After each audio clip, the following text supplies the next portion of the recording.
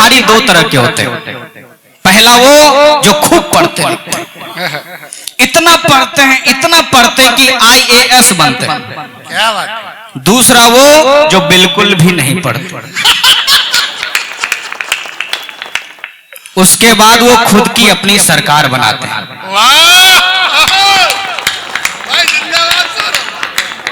बिहार में शराब भगवान की तरह है, दिखाई कहीं नहीं देता, मील हर एक जगह जाता है। क्या बात। आइए मैं शानदार कवि को बुलाता हूं, फिर से उसकी भूमिका बनाता हूं। भाई सौरभ कुमार पहली बार हमारे बीच आया है, पटना से लंबी यात्रा करके आया है। आज तक उसके ज्यादातर शो जो हुए हैं टीवी पर हुए हैं, लाइव परफॉर्मेंसेस उसने बहुत कम दी हैं। तो मैं ये चाहता हूं कि उसकी बात अगर आपकी समझ में आती जाए तो तालियां बजाते रहना, ताकि इतने बढ़िया कवि को यहाँ आकर ये सुख मिले कि मैं चकिया में गया था और मुझे लोगों ने बहुत ढेर सारी मोहब्बत दी। बहुत जोरदार तालियों से सौरभ को आमंत्रित करें। लोग अक्सर मुझसे एक सवाल करते हैं कि बिहारी कैसे होते हैं, बिहारी कैसे दिखते हैं। मैं आपको बताना चाहूंगा सर, बिहारी दो तरह के होते हैं। पहला वो जो खूब पढ़ते हैं, इतना पढ़ते हैं, इतना पढ़ते कि IAS बनते हैं। क्या बात है। दूसरा वो जो बिल्कुल भी नहीं पढ़ते, उसके बाद वो खुद की अपनी सरकार बनाते हैं।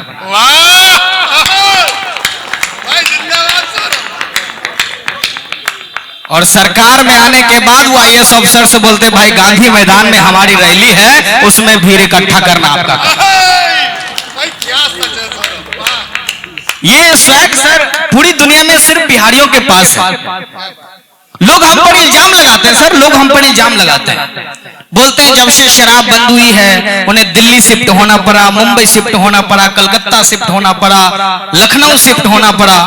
मैं उन लोगों को कहना चाहूंगा सर कि बिहार में शराब भगवान की तरह है, दिखाई कहीं नहीं देता, मील हर एक जगह जाता है। क्या बात। अभी मैं एक शादी में गया तो एक लड़की ने गाना बजाया, देख के मेरा खिलता हुस्नो सवाद तुम भी मैखाने जाना छोड़ दो। क्या बात है। वाह। मैंने कहा बेटा बिहार वाले पिछले 6 वर्षों से मैखाने जाना छोड़ चुके हैं, क्योंकि बिहार वालों की डायरेक्ट होम डिलीवरी हो रही है। Just like Amazon and Flipkart.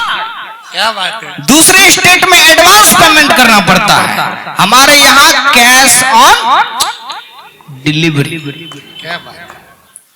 हमारे इंडिया में साहब कब क्या बैन हो जाए, कब क्या बंद हो जाए, ये किसी को नहीं मालूम। कभी नोटबंदी हो जाती है, कभी शराबबंदी हो जाती है, कभी नसबंदी हो जाती है। अभी कुछ साल पहले पद्मावती फिल्म को लेकर विवाद हुआ, करनी सेना ने कहा पद्मावती फिल्म को रिलीज नहीं होने दो। फिर सुप्रीम कोर्ट ने कहा बोला यार एक काम करते हैं, पद्मावती का नाम पद्मावत रख के रिलीज कर दे। इतना सुनते ही बिहार का एक शराबी पागल हो गया, डायरेक्ट हाई कोर्ट से लड़ गया, बोला पद्मावती का नाम पद्मावत रख के रिलीज हो सकता है तो शराब का नाम शरबत रख के काहे नहीं?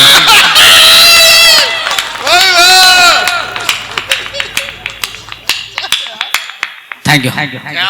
मैं साहब कवि हूँ, मैं कविता करके पैसे कमाता हूँ, आप पत्रकार हैं, न्यूज छापकर पैसे कमाते हैं। सबके पैसे कमाने के अलग अलग तरीके हैं, लेकिन आप किसी बीमा कंपनी वाले के पास 2 घंटे लगातार बैठ जाइए, आपको ऐसा लगने लगेगा कि जिंदगी से अच्छी मौत है।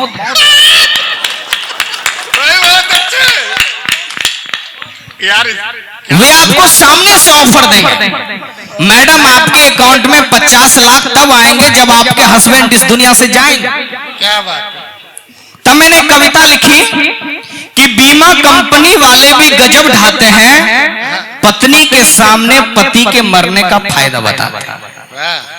बीमा कंपनी वाले भी गजब ढाते हैं, पत्नी के सामने पति के मरने का फायदा बताते हैं। एक बीमा कंपनी वाला एक औरत के घर में आया, उसने उसे पति के मरने का फायदा बताया। अब वो औरत अपने घर को लूट रखी है, अब वो औरत अपने घर को लूट रखी है, पति को शराब और सिगरेट पीने की छूट दे रखी है। भाई बहुत बढ़िया, बहुत अच्छे। मैं आप सभी से एक ही बात कहना चाहूंगा साहब कि आप लोग जीवन का मजा लो, जीवन का आनंद लो, क्योंकि आप मजा नहीं लो कोई और ले लेना। आप याद कीजिए, जो मजा जवानी में राहुल गांधी ना ले सका वो मजा बुढ़ापे में आशाराम ने ले लिया।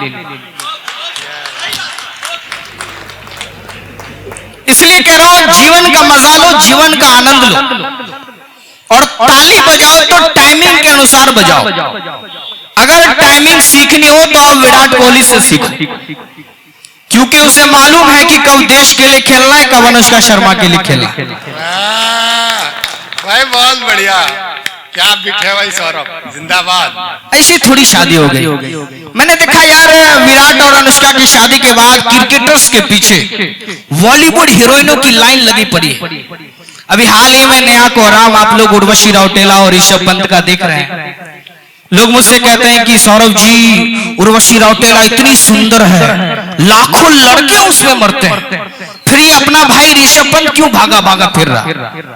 ऐसा नहीं है कि अपना भाई शुरू से ही भागा फिर रहा है। शुरू में अपने भाई ने भी चैटिंग वैटिंग की, डेट वेट किया, लेकिन विराट कोहली ने देखा कि वर्ल्ड कप जैसा महायज्ञ नजदीक आ रहा है और उर्वशी रौटेला रूपी मेनका यज्ञ भंग करने के चक्कर में है। तब विराट कोहली ने ऋषभ पंत को एक कविता सुनाई। स्वागत है भैया। विराट कोहली ने ऋषभ पंत को एक कविता सुनाई। विराट कोहली ने ऋषभ पंत से कहा कि हो जाओगे आबाद तब ये याद करेगी, हो जाओगे आबाद तब ये याद करेगी, आएगा पैसा तभी ये प्यार करेगी। क्या बात है।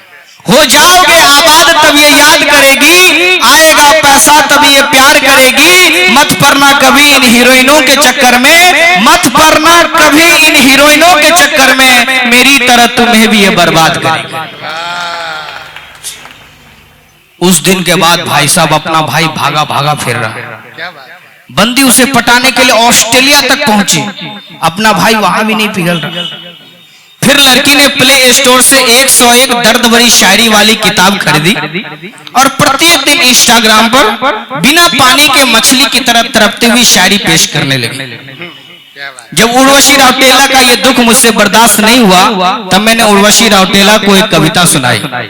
मैंने उर्वशी रौटेला को मेल किया, मैंने कहा उदय हूँ यार मैं कोई अंत नहीं हूँ, उदय हूँ यार मैं कोई अंत नहीं हूँ, कवि हूँ यार मैं कोई संत नहीं हूँ।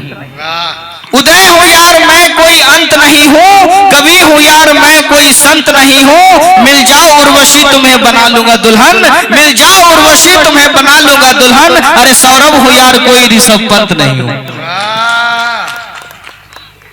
फिर कुछ दिन के बाद उर्वशी रौटेला का भी रिप्लाई मेरे पास आया।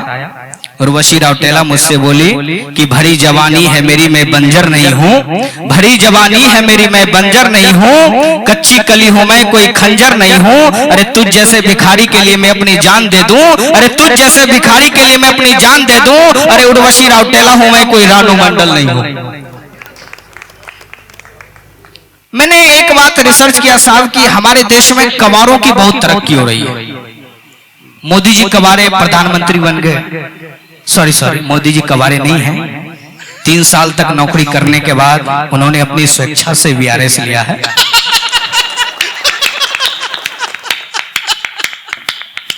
तो योगी जी कवारे प्रधानमंत्री बन गए, वाजपेयी जी कवारे प्रधानमंत्री बन गए, बाबा रामदेव सॉरी योगी जी मुख्यमंत्री बन गए, बाबा रामदेव कवारे इतने बड़े बिजनेसमैन बने।